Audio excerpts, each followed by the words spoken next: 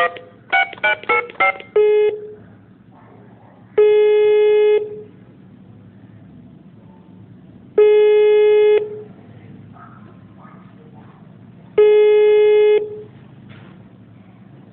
ABC channel.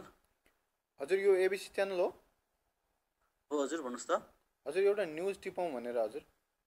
तपाईँ हाम्रो समाचार सम्वाददाता हो? त्यो त होइन हजुर। त्यसो भए तपाईँको नाम ठेगाना भन्नुहोस् त। हजुर म हरिराम कृष्ण कुइकेल, हेटौडा 4 उपरा चौरबाट हजुर। अनि कुन ठाउँ भन्नुभयो? मेरो घर चाहिँ हेटौडा 4 उपरा चौर। अनि तपाईँको समाचार के होला? हजुर मेरो समाचार चाहिँ के हो भने नि, मेरो समाचार चाहिँ अहिले चुनाव धाँधली भएको एउटा गतिलो राम्रो दामी प्रमाण भेट्यो क्या हजुर। के भेट्नुभयो त्यस्तो भन्नुहोस् त। अनि के भेट्नुभयो? मेरो घरमा नि हजुर 5वटा जति चाहिँ प्लास्टिकको त्यो बाक्साहरू चाहिँ फुटेको अवस्थामा भेट्यो क्या हजुर। अनि त्यो चाहिँ मैले हाम्रो बालाई सोधेको, अनि बाले भन्नुभएको चाहिँ त्यो हजुरबाले लुकाएर राख्नु भएको अरे। अनि तपाईँको हजुरबुवाले त्यो बक्सा कहाँबाट अनि किन लिएर आउनुभयो, यसको जानकारी तपाईँसँग छ त?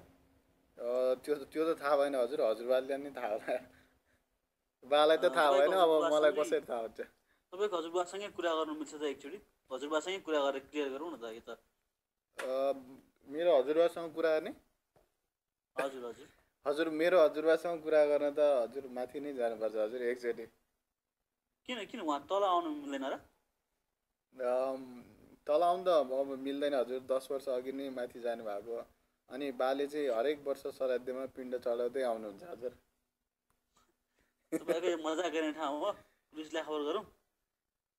तपाईँहरूले टिभीमा हावा कुरा देखाएर चुनाव धाँधली भयो भन्दै प्रमाण भन्दै मजाक गर्न चाहिँ हो भने, मैले चाहिँ अल्छी लागेको बेला जिस्कन